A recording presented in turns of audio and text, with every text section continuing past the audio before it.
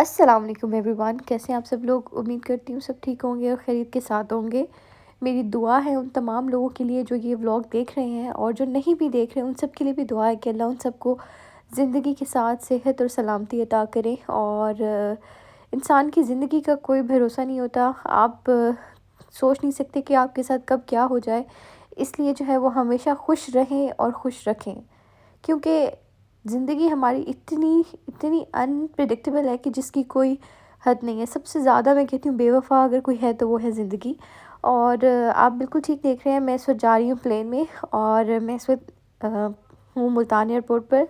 Yes, मैं यहाँ plane में जा रही हूँ बैठने के लिए, बिकॉज़ मैं पाकिस्तान आई थी इमरजेंसी थी। कुछ रीज़न थी फैमिली में, एक अनफॉर्चुनेट डेथ की वजह से मुझे आना पड़ा था, विच वॉज़ वेरी क्लोज़। और अल्लाह ऐसा लाना कभी किसी का ना हो। बहुत जब मैं आ रही थी तब तो मेरी कंडीशन ऐसी नहीं थी कि मैं रिकॉर्डिंग कर सकती या मैं बता सकती कि मैं क्यों जा रही हूँ पाकिस्तान और क्या हो गया क्या नहीं हो गया। उसको सोच कर भी जो है ना वो दिल बहुत ज़्यादा उदास होता है, बहुत दुखी होता है। और लेकिन हम क्या कर सकते हैं, अल्लाह की मर्ज़ी है। अल्लाह ने जो इंसान की ज़िंदगी में हादसात लिखे होते हैं वो होते हैं, और जिसकी जितनी ज़िंदगी लिखी होती है उसने अपनी ज़िंदगी जीनी होती है। बस दुआ है कि अल्लाह जब ज़िंदगी दे तो इतनी मोहलत दे कि इंसान ने जो चीज़ें सोची होती हैं, जो कुछ किया होता है, वो आप इंसान उसको पूरा कर सके। तो मेरे बड़े भाई की डेथ हो गई, जिसकी वजह से मुझे पाकिस्तान आना पड़ा। और बहुत ही अफ़सोस के साथ मुझे ये न्यूज़ अपने तमाम सब्सक्राइबर्स के साथ शेयर करनी पड़ रही है। मैंने कभी सोचा नहीं था कि मैं इस तरह का भी कोई व्लॉग बनाऊंगी या इस तरह का भी कुछ करूंगी, लेकिन एक अनफॉर्चुनेट सा मतलब इंसिडेंट हो गया है और हम इस पर सब्र करने के अलावा और कुछ नहीं कर सकते। अल्लाह की मर्ज़ी है। और बस इस वक्त मैं प्लेन में बैठ चुकी हूँ। हमारी फ़्लाइट है एयर अरेबिया की, और एयर अरेबिया की फ़्लाइट जो है वो डायरेक्ट मुल्तान से अबू धाबी।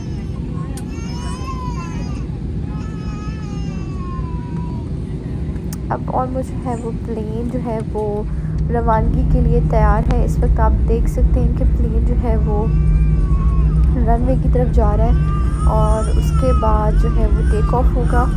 तो चलिए ये वीडियो मैं आपके साथ शेयर करती हूँ। ऐसे तो मैंने प्लेन में बहुत बार सफ़र किया है, लेकिन फ़र्स्ट टाइम मैं रिकॉर्ड कर रही हूँ टेक ऑफ की वीडियो।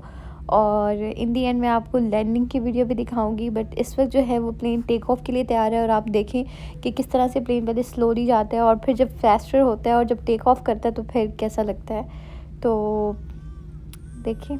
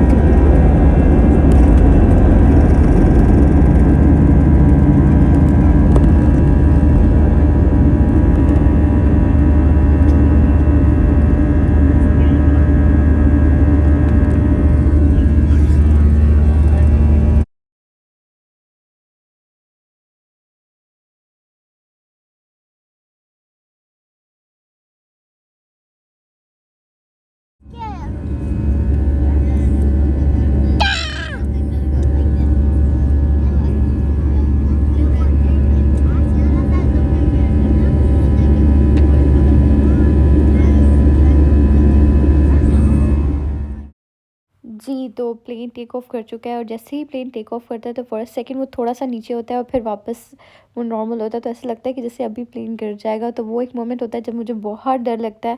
और यहाँ पर मैं आपको एक और बात बताती चलूँ कि मुझे सफ़र से बेइंतहा नफ़रत थी। मतलब मुझे सफ़र करना बिल्कुल नहीं अच्छा लगता था। जब मैं छोटी थी तो मैं सोचती थी कि अल्लाह ना हमें एक जादू देता, हम चुटकी बजाते और हम पहुंच जाते जहां हम जाना चाहते थे।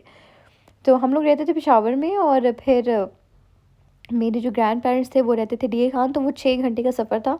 तो हम जब भी ईद पर और जिस तरह मतलब कोई ओकेज़न होता था तो हम जाते थे, तो मुझे बहुत ज़्यादा मतलब कोफ्त होती थी सफ़र में, मैं बहुत तंग होती थी।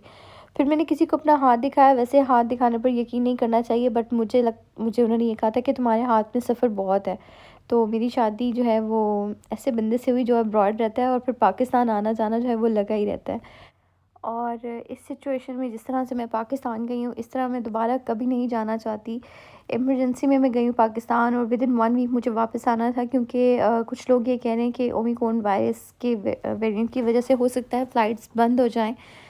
तो इसलिए फिर मैंने वापस रिटर्न फ़्लाइट करा ली, क्योंकि अल्लाह ना करे अगर फ़्लाइट्स बंद हो जाती हैं तो फिर 2 से 3 से 4 महीने कहीं नहीं जाते, और फिर बच्चों का स्कूल भी है, तो वो थोड़ा-सा डिफ़िकल्ट होता है।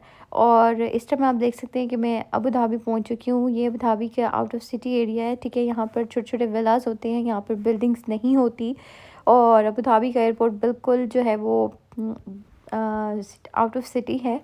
और अब हम ऑलमोस्ट अबू धाबी पहुंच चुके हैं। अब प्लेन जो है वो लैंडिंग के लिए तैयार हो रहा है। इसके साथ ही हम लैंडिंग करेंगे, और जैसे ही हम लैंडिंग करेंगे उसके बाद मैं कुछ आपको मनाज़र दिखाऊंगी अबू धाबी एयरपोर्ट के। और हस्बैंड मेरे जो है वो हमें लेने के लिए आए हुए होंगे, और बच्चे पूरे रास्ते में बस यही पूछते रहते हैं कि हम कब पहुंचेंगे और कब पहुंचेंगे।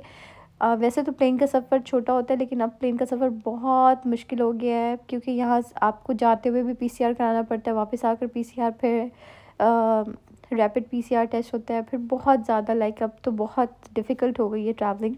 सो here is the time for landing.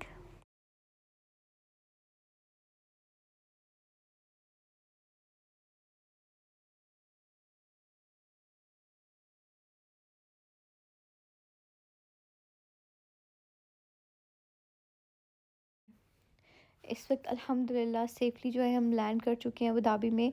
और जब तक आप प्लेन में हैं, आप लैंड नहीं करते, तब तक आप सेफ़ नहीं हैं, सीधी सी बात है।